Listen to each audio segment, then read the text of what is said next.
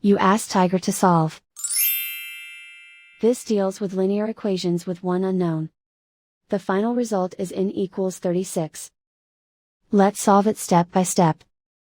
Group all constants on the right side of the equation. Subtract 14 from both sides. Simplify the arithmetic.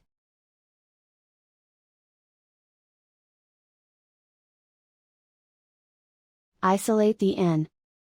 Multiply both sides by inverse fraction 9 over -2. Move the negative sign from the denominator to the numerator.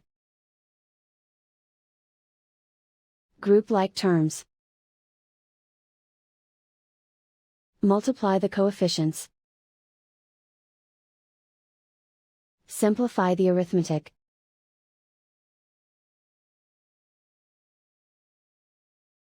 Move the negative sign from the denominator to the numerator.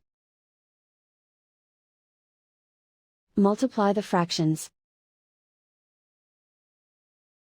Simplify the arithmetic. And so the final result is n equals 36.